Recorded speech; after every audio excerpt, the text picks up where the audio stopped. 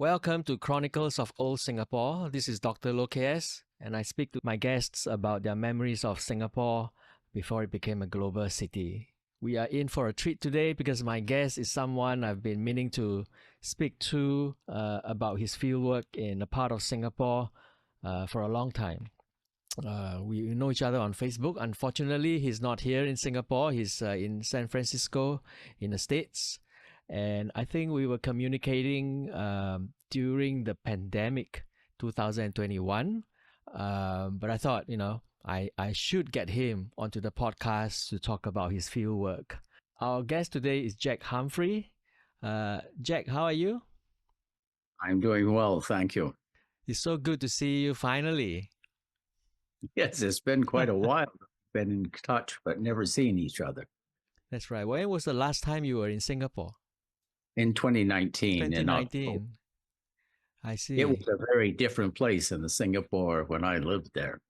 Yeah, that's right. Could you briefly introduce yourself and what you were doing in Singapore in the 70s? Was that right?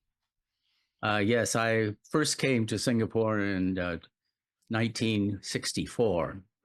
I was doing my field work for my PhD in Malaysia, looking at the Chinese new villages, and I was in Johor Bahru. And I needed some information, so I came across to what was at that time the University of Singapore. And a friend of my friend took me around Singapore, and I was impressed that it looked very much like I had always imagined it would. It was definitely still a colonial city. It still had a lot of the buildings, and it had most of all what people here called squatter areas. They were the largely wooden structures that occupied odd spaces and ranged in size at that time from a few dozen to perhaps about 15 to 20,000 people. Bukit Ho Swee, for example, had about 16,000 people that were displaced by the fire. So I came into Singapore and saw the beginnings of what turned out to be a change, and that is Queenstown and Toa Payoh, because the traditional poorer section of Singapore was being considered to be too bad and too crowded, and they were going to, as a result of the increasing flow of immigrants into Singapore and the fire at Bukit Ho Swee, they needed a crash program to house these people and provide them with shelter.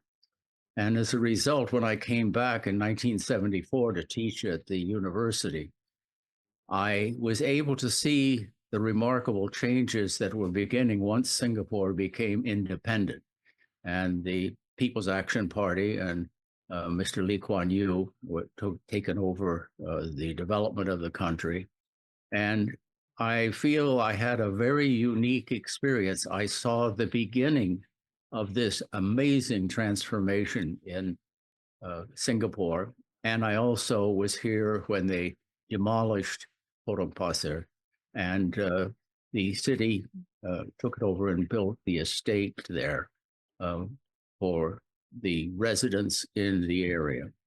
So I got to see this amazing transformation. I feel like I was I'm very fortunate. I should have been a historian for that rather than a geographer and a demographer. So it was a real experience. And together with my time in Malaysia, I spent 9 years here and 3 years there. So I got to spend some very formative years of my life in Malaysia and Singapore, and it definitely changed my life in a very positive way.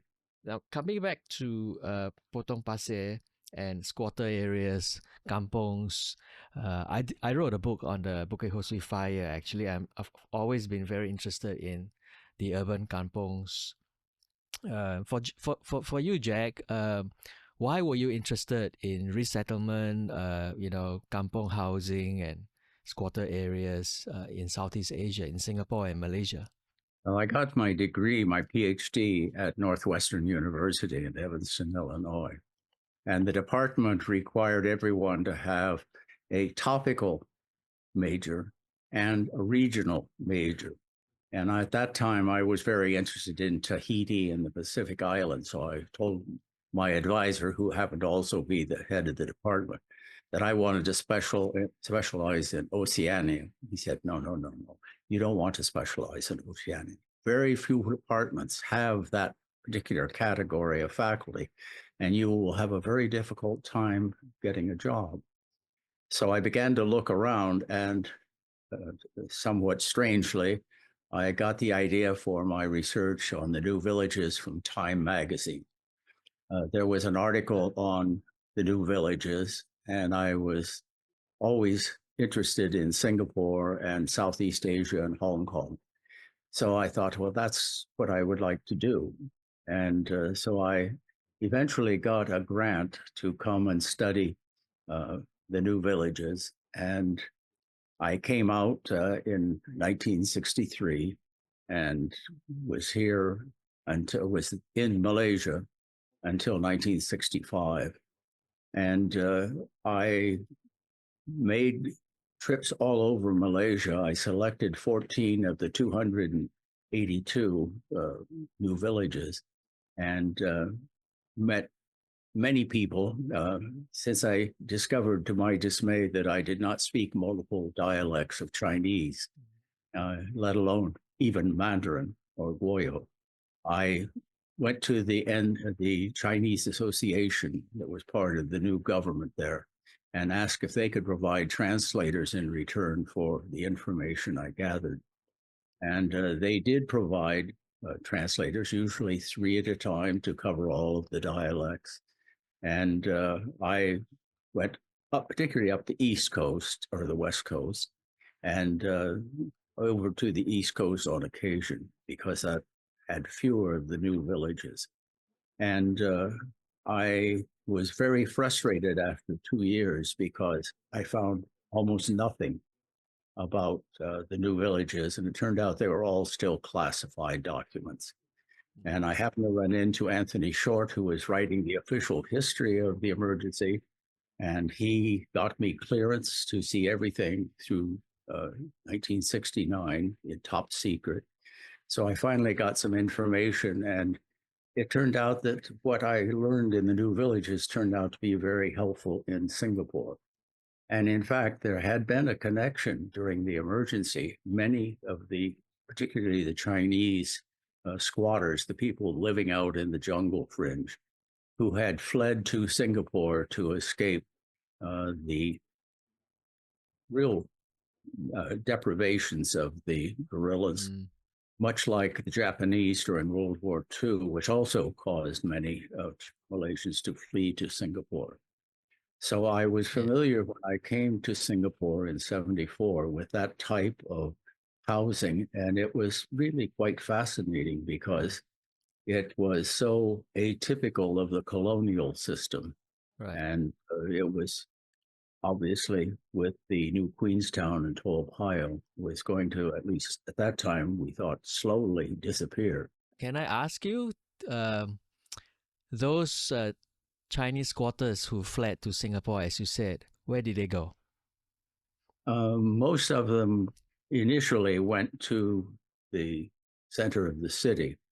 As I'm certain you already know, when he laid out the city, Stamford Raffles laid out various districts that were for the Chinese, the Malays, the Bugis, the Arabs, and the Indians who were beginning to arrive to work on the plantations. And they initially went into Chinatown for the most part, but it soon became overcrowded and was a real health hazard. And so they began to seek out vacant areas of land that were not being used.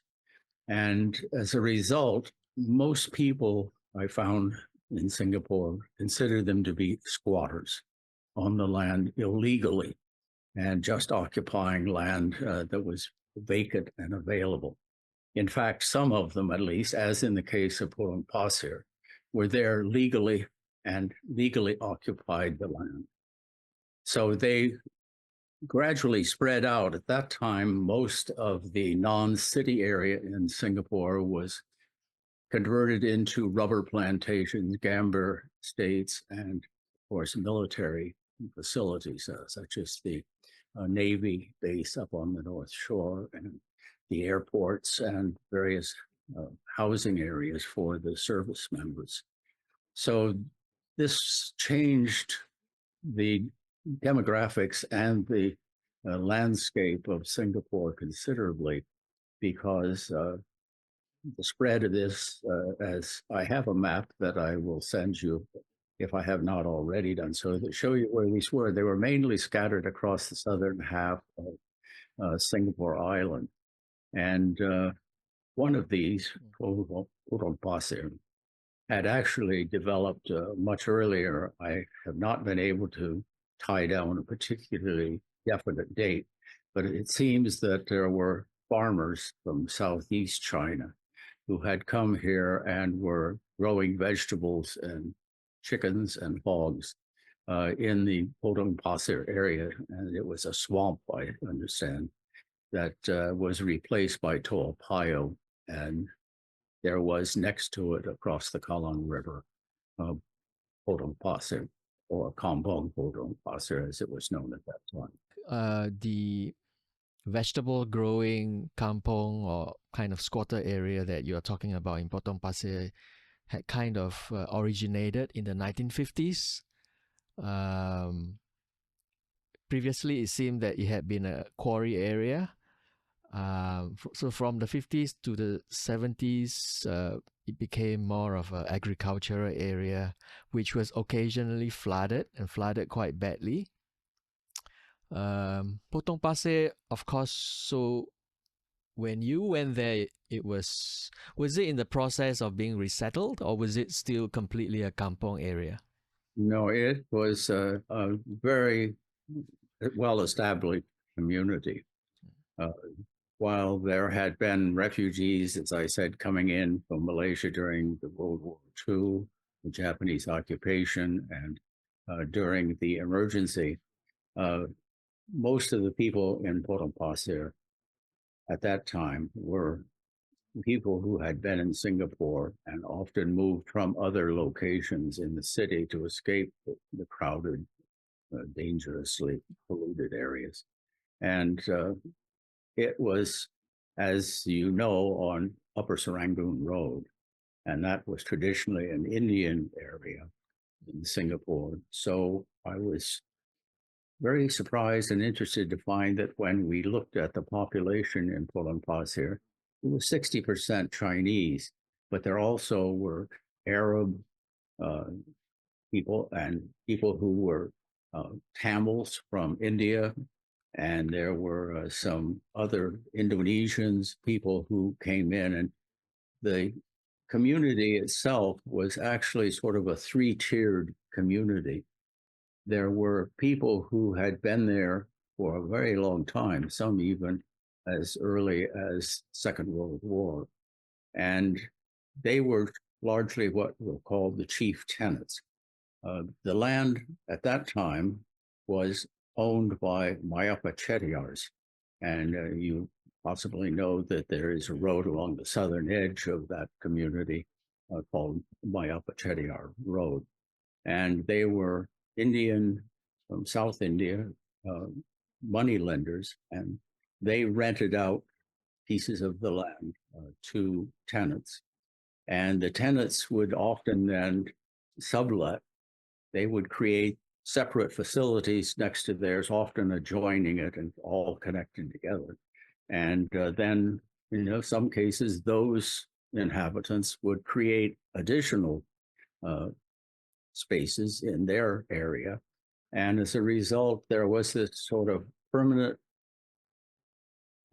resident with the chief tenants, then people who had been there for quite some time, who were the secondary tenants, and then the third group were very transitory. It was people who usually came and stayed for a short time while they found other accommodation and work. So that this was a most interesting agglomeration of humans. And surprisingly, since the government was trying to use HDB to homogenize the population so that there were no longer the conflicts between the various ethnic groups, Potong Pasir was a very diverse city or area, and people lived mixed together. A Chinese house would be next to an Indian house and maybe a Malay house. And it was a very peaceful area. Though interestingly, when I told my doctor I was doing research in Potong Pasir, he said, "Oh no! You don't want to do that. You want to do it very dangerous. You don't want to go there. There are bad criminals there, and there are people who are very, very unpleasant." And I was already committed. I already had some money coming from the department to pay for students to help me. And so I went, and I can report that I never, ever had one bit of trouble working in Potong Pasir. And in fact, everybody was very friendly. One of my students worked there at night to discover how people were using the space in the area, and they brought us coffee. And other than the fact that we'd been washed in the ponds, we got deathly ill. It was still a very kind gesture, and she meant very good things by giving it to us. So it was a very interesting place. And Yeah, my regional area was Southeast Asia, and yeah, my topical specialty was Southeast Asian urbanization, specifically squatter areas, slums, and people who were living in unorthodox housing. right. And so Jack, how did you choose Potong Pasir as your fieldwork site? when shortly after I got here, I met an attorney who was a very well-known man here, taking soon, and Really? he asked me to go over and take a look at it. I met him at a party one night, and he told him what I was doing at the university, and he said, "Oh, would you like to see an area?" And he showed it to me, and uh, I don't know, it may seem a bit odd, but it was love at first sight. It was exactly what I was interested in seeing and doing, and similar to the work in Malaysia with the new villages. And we hired some students, and during the long break, we would go out to Potong Pasir, and we started out with a tour of the community so the students knew what it was like, because most of them had never been in one of these areas uh, for a very long time after childhood. And it was a real experience for them and for me. And to make sure that we were not mistaken, I was not mistaken for a government agent who was, because everyone was rumored with the fact they were going to be torn down and be spread out over the island. I wore a tennis hat, and I know I looked a little silly, but that was the intent. I figured that they would never believe any government officer would be walking around Potong Pasir wearing a hat like that. And we decided that we would map the area. I taught several of the students plane tabling, which is a very elementary form of survey. And we also developed a form to gather information. And some of the students worked for that part of the survey, and the others learned how to go out and map the community. And we decided to try something. The students wanted to do this actually. And I was very skeptical, having had some experience with surveys asking people about their personal lives in the US. We decided to see if we could map the interior of the houses so that, surprisingly enough, people agreed. I don't think there are many people in the US today, at least, who, if somebody knocked at the door and said, "Can I come inside and measure everything in your house and note all your furniture and all the things you have?" And we managed to do that for a select sampling Mm. that represented the districts we thought we saw in Potong Pasir. And we have floor plans. I had sort of lost track of it, but when we moved recently, I found them, and I want to send them to the National Library when I'm finished with them. And it was I think, really good information because we got very detailed information through the survey, and then we got information about how they lived through the mapping exercise. I think I should now take a look at the map so that we can kind of situate where Potong Pasir used to be. So this is a street directory map. Just before you went there, actually, in 19, 74 or 75, I actually yeah, started. you went in 75, and this map is 72. So, so this is Serangoon, as you were saying, and Potong Pasir is. I mean, there's this kind of lake over here that has this very unique shape, and I think Potong Pasir is this area here, right? So it is north of Jalan Toa Payoh, and Toa Payoh would be to the western side, and Yes. to the eastern side would be Upper Serangoon Road. And my up at Chettiar Road. Yeah, up, and what? Sorry, My up at Chettiar Road would be the that's south. right, over here, right? Mayapa Chettiar Road, correct. So this was a map that you had drawn up with the students. Yes. Could you Uh, explain the colors?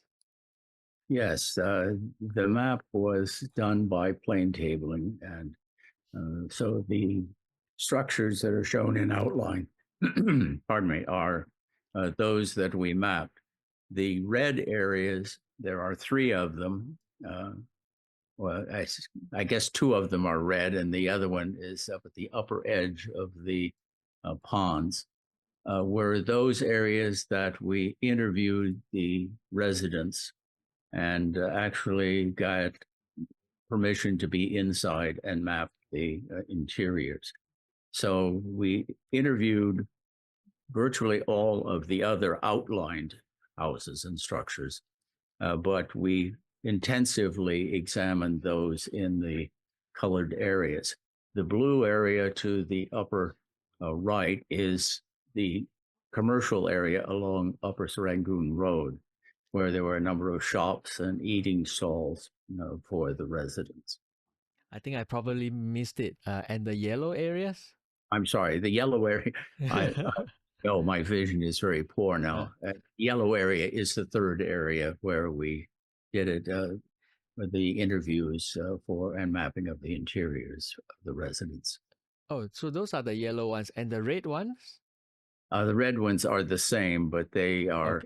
uh, they are two areas that we have particularly detailed information on because one of the students did honors thesis on the way people in those two areas use the spaces around their house.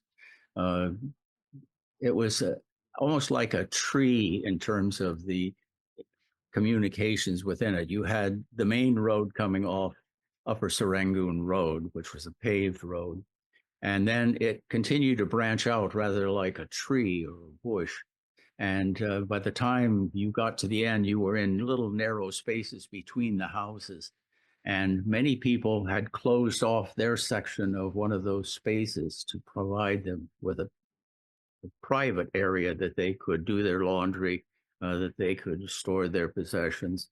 And the area was, as a result, very intensively used. And she, for her honors thesis, wanted to study how people used this and was there a difference depending upon ethnicity and location within the community. So she had spaces in the two red areas where she was particularly intensive in her study. And that was why they were colored red, was because they had been more intensively studied. And you had also authored a report on the kampong afterwards? We had some information. Unfortunately, I had to go back to the United States. So Oh, it was terminated at the time they began to tear down Potong Pasir for the Potong Pasir estate in 1982, 83. So when I got back to the US, I was writing an official monograph for the Singapore census.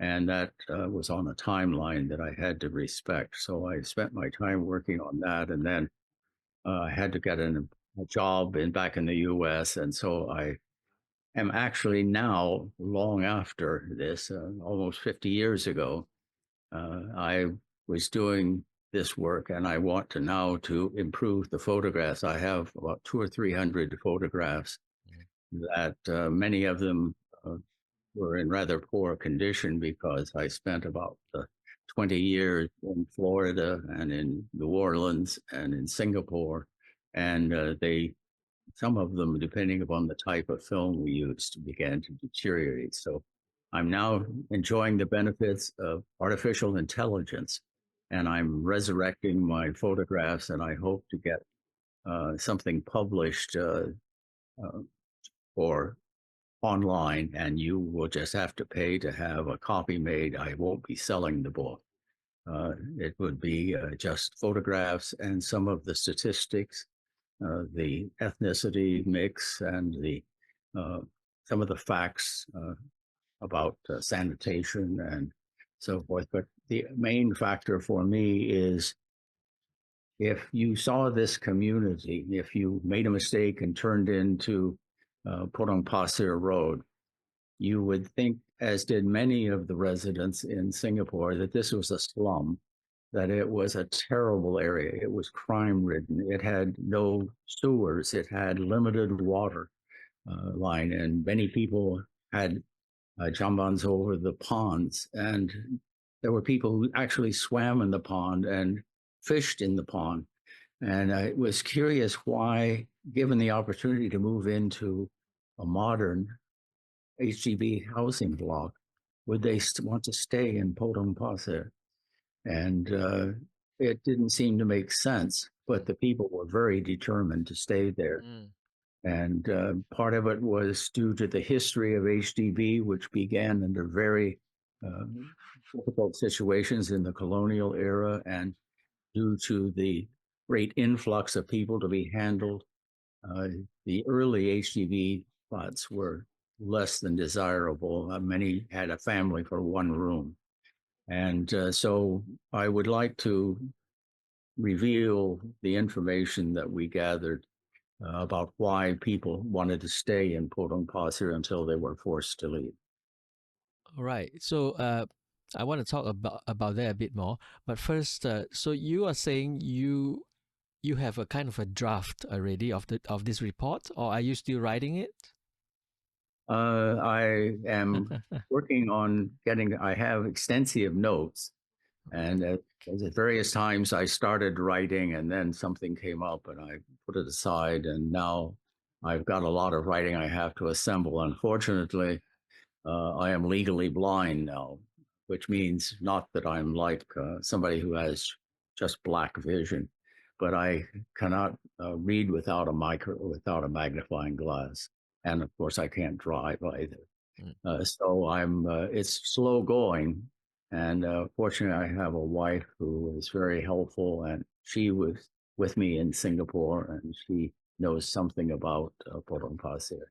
So we're putting together my notes and my photographs, and I have somebody who is formerly a Singaporean who now lives in Canada, and she has been helping me clean up the photographs and to help me gather some of my information. So together we hope to have a publication that is not going to be a scholarly publication so much as an informational one about just a casual rendering of what life was like there. Yeah, fantastic. I really look forward to you completing. I hope you will complete it and publish it, and I definitely want to get a copy of the work. Um, I I hope mean, so. I'm 87, so I know the clock is ticking. what you just said about Potong Pasir, is so much deja vu for me. Because when I was looking at Bukit Ho Swee before the fire, there were lots of fears as well, of being evicted. And people were determined to stay as well. They had received eviction notices, but they wanted to remain. Of course, after the fire, they had no choice. And of course, HDB and URA later on had all this language, right? That all these squatter areas are filled with crime and disease and breeding grounds for gangsterism. So it's not surprising that you'll be warned about the peril of doing research there. And it's also not surprising that when you went there, actually, that you found a totally different reality. So I just want to ask you now, again, to kind of elaborate, right? You said that people were determined to stay in Potong Pasir. Well, actually, Mm, this began in the very early days of the building of flats, government flats, because there were people in the Queenstown area who also refused to be relocated, mm, in part because the accommodations that you had for HDB are nothing at all like the HDB blocks that you have today.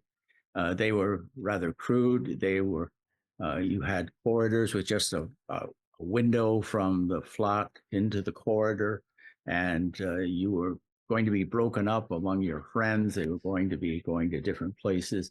And most of all, it costs you more to go into an HDB block. For example, Potong Pasir, when I was doing the study, almost all of the residents paid less than $30 Singapore dollars a month. And that, I believe, is not anywhere close to what you had to pay to be in an HDB block. And there also were other factors that kept them there. They had their plants, which you could not go down and plant your vegetables and your fruit trees and so forth in the grasslands around the HDB blocks. And you had friends, you had a low uh, cost of living. It was a convenient location. It was next to Toa so if you wanted to go to a good market, you could just go across Kallang River and into Toa and it was a very convenient place to go shopping.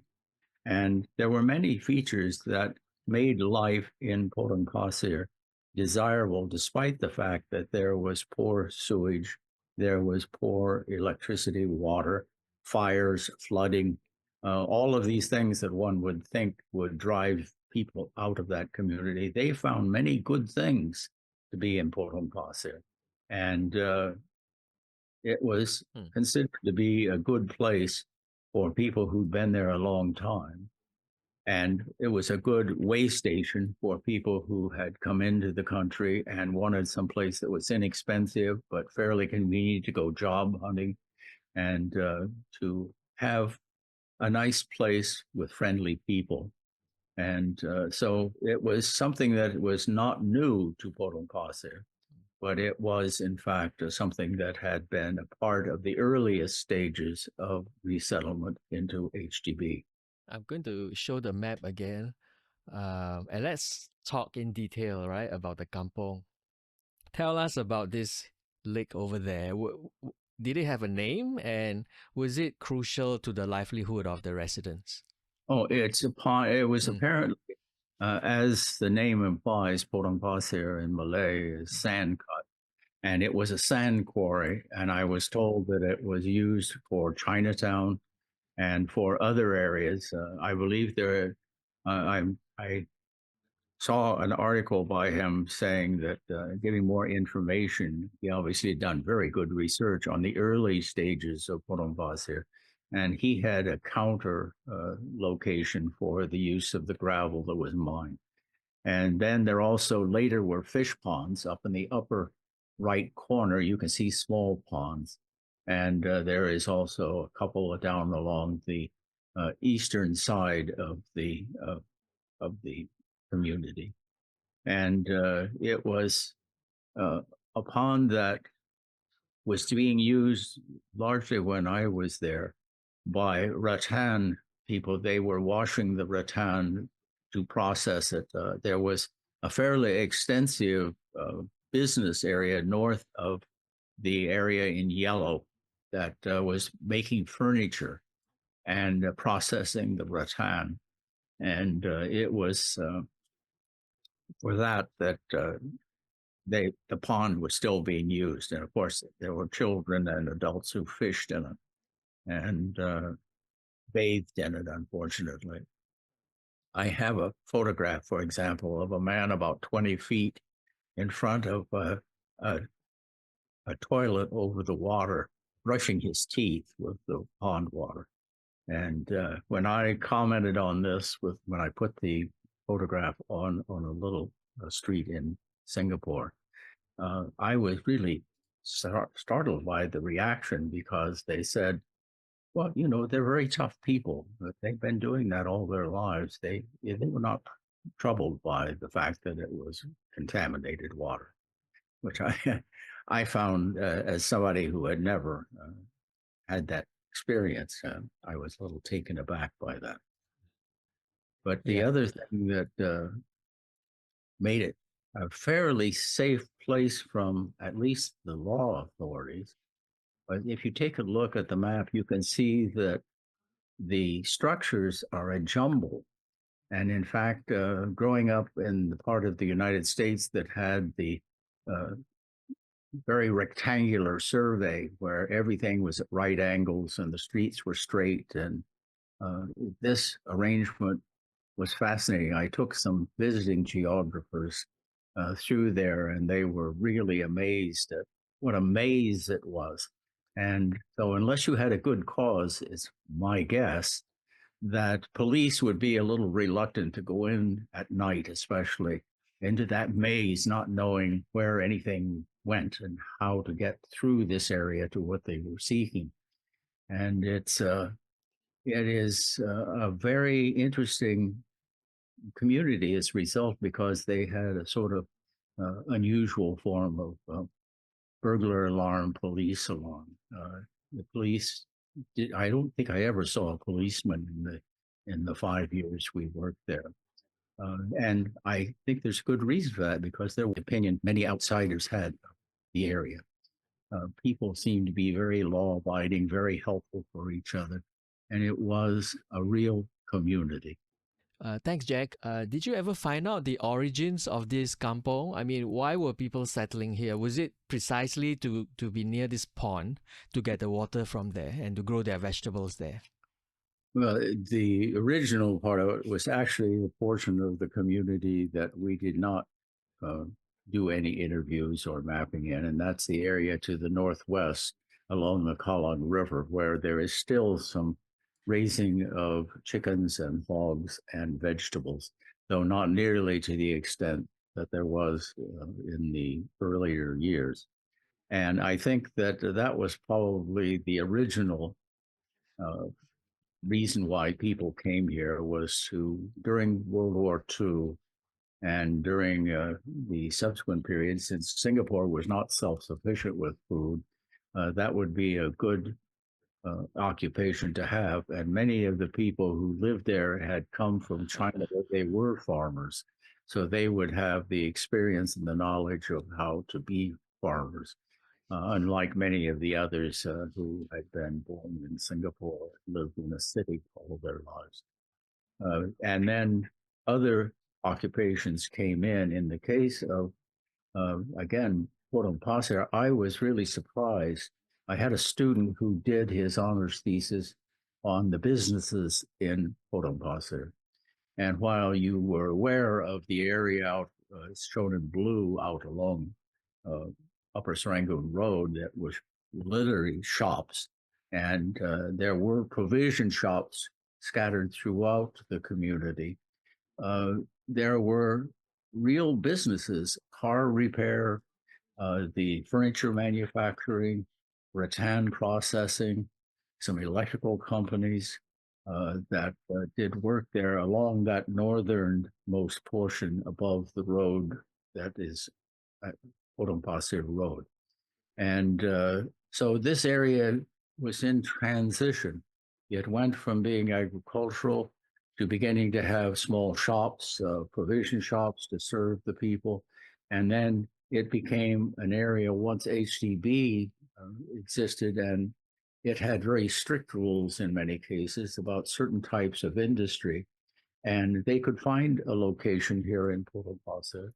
And I knew several people who brought their cars here to have them worked on at the repair shops.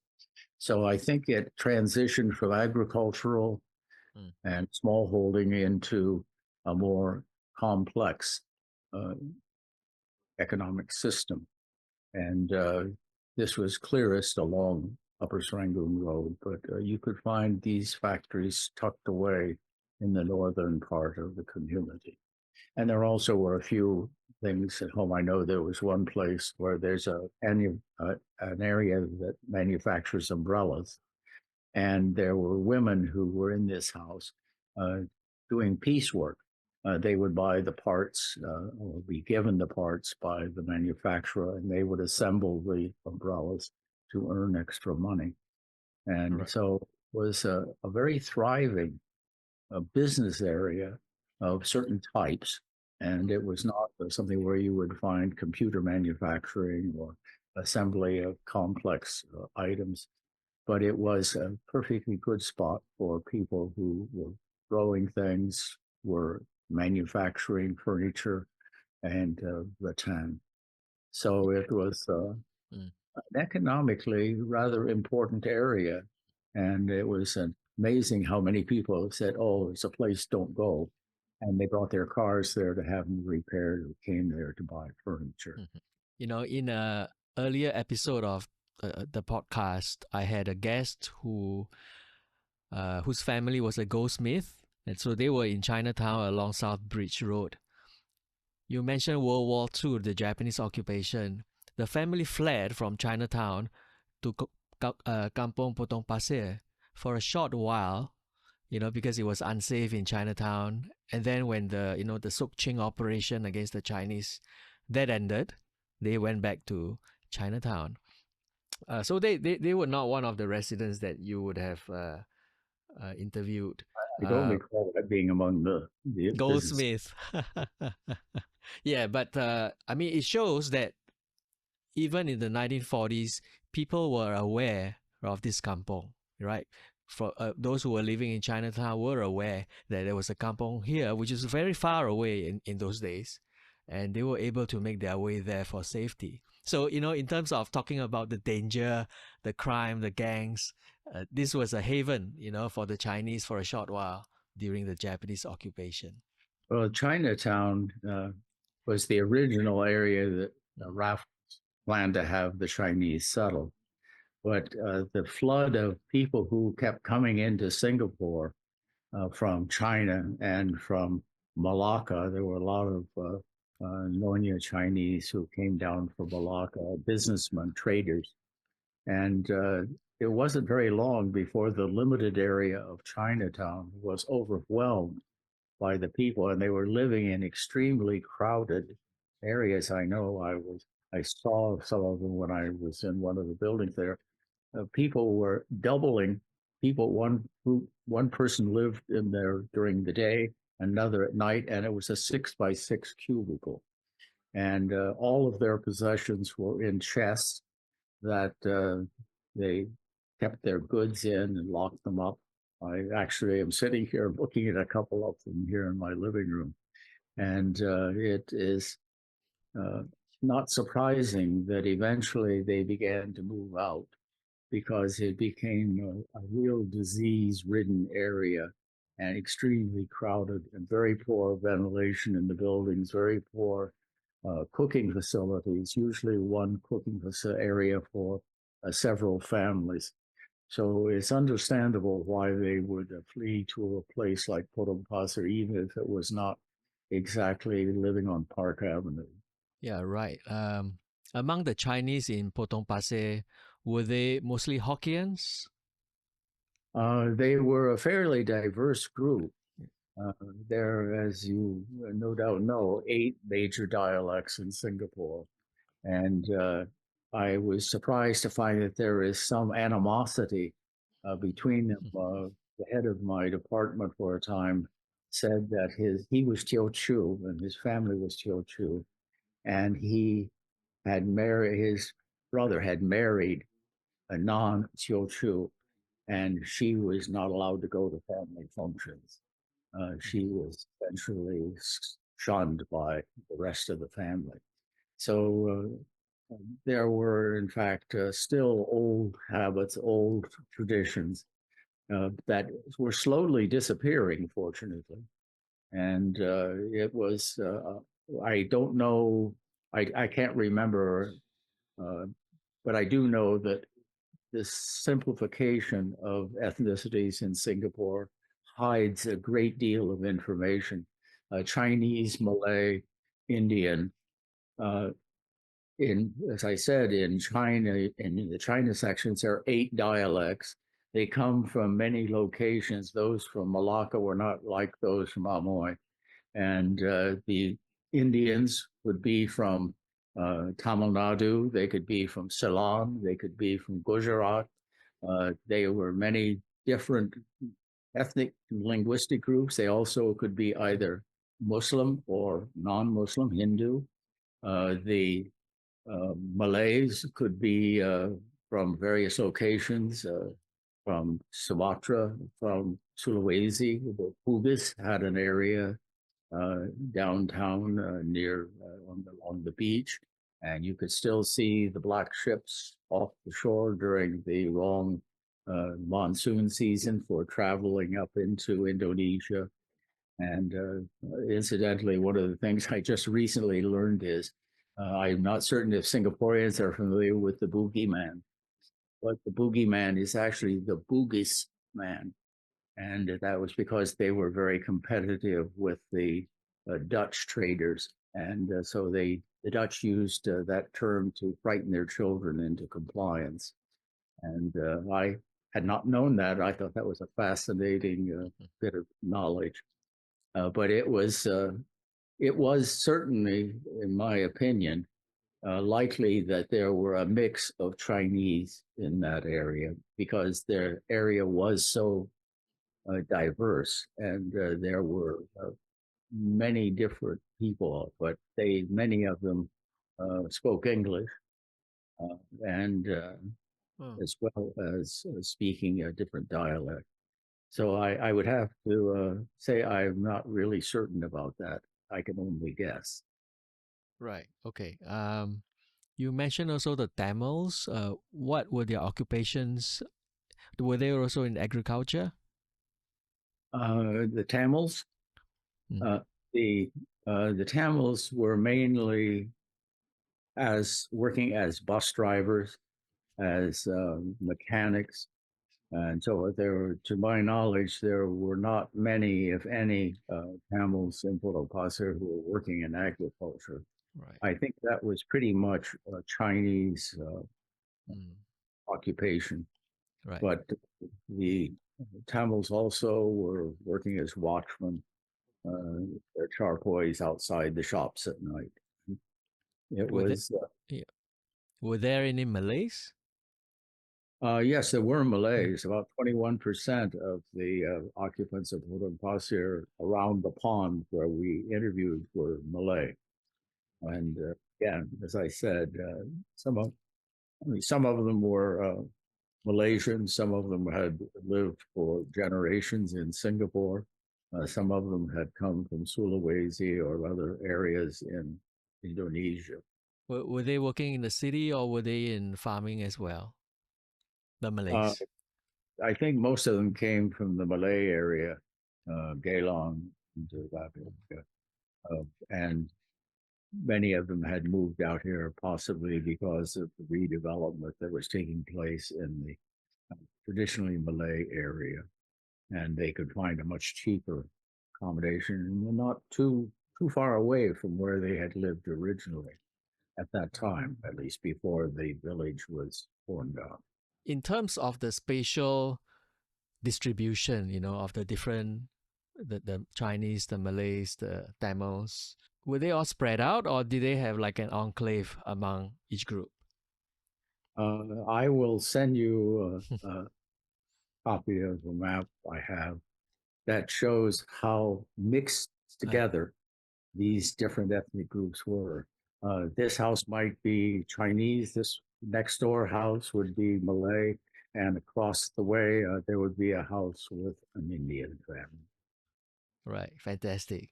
How did they communicate with one another among the different groups? Did they use English or did they use Malay? I think many of them used Malay. Okay, Malay, as you know, is sort of the yeah, average line of Pasar Malay, at Pasar least. Malay. That's right. Yeah, Maybe that's we can final. take a look at the other maps. So Uh, that uh, it was largely mixed up. and this is very interesting. This is in the 1960s. Squatter settlements in Singapore. The areas in red, already diminishing actually, right? And you can see in the city area there were not many left because No. HDB was pushing against them. The 1970 census, Right. 39.9% of the population of Singapore lived in what was classified as a rural area. Mm. So in 1970, almost half of the country's population lived in areas like mainly like the Potong Pasir area. There were others who were living in labor lines or in military establishments, but in terms of the Singaporeans, almost half of the population was rural.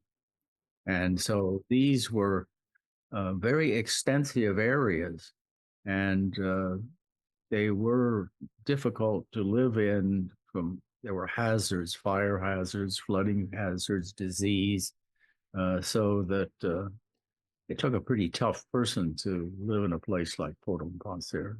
Got right down to it. Uh, this is layout of Yeah. a house. Is that right?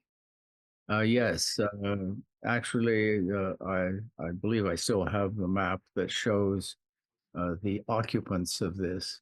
I have several maps that show which ones were Chinese, which ones were Malay, Indian, and so on. But you can see here the larger units are the older residents, the ones who have been there longest and who are perhaps most affluent. The ones that are very, very small tend to be either storage areas or they are people who are there in transit, basically people who are short term residents in Potong Pasir. Ah, okay. But it's, as you can see, it's a real hodgepodge of residential units. Many of them have kitchen areas that are separate from the residents in the hope that it will prevent areas being burned down. But there are also storage areas. There are a few wells often scattered through these clusters of residences. And some of them even had small shops and economic activities in some of these small community areas within Potong Pasir. So can I ask this one, like this one over here, this big square structure? This a permanent structure or a wooden structure? They almost always were wooden structures. There were a few houses. I have some photographs of these that were larger, and some of them had actually been painted. And I know there's one that was really colorful, bright yellow with the green and blue trim. And most of the houses in the new villages, they had been built by the residents themselves. They were brought out of the jungle, trucked to a site that had been set aside. Wires, barbed wire had been surrounding it, and they were said, "This is your plot." And it was roughly laid out. It was not done often by surveyors, and they just dumped a load of lumber and on top and said, "Get to work." In the case of Potong Pasir, I think there were probably more of them that had some help from professional carpenters, but many of them had additions to the house that they constructed themselves. And again, this was an advantage of Potong Pasir that you certainly did not have in an HDB flat. You couldn't decide you wanted a shelter for your bicycle, just not nail one up outside your flat. But there were places like that here where they had their shelter for their motorcycle or for their bicycle. Right, right. Okay, so looking at the structure again, so what had happened apparently is that this is a huge structure and they had subdivided it into different dwellings. Is that right? They generally had either subdivided it or they just had added on something new. Okay. How many stories was this? Was this most of the dwellings there?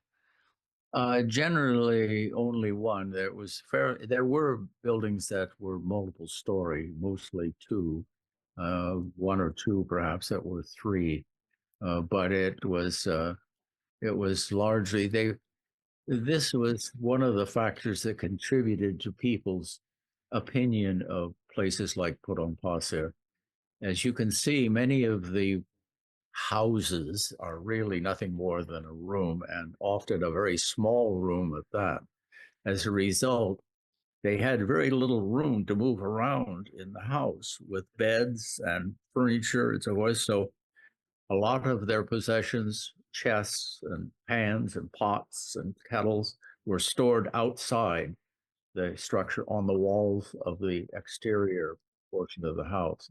So this gave the area a very cluttered, very Mm, untidy appearance, mm. but it was strictly practical. They had no room inside if they wanted to be able to move once they were in their structure.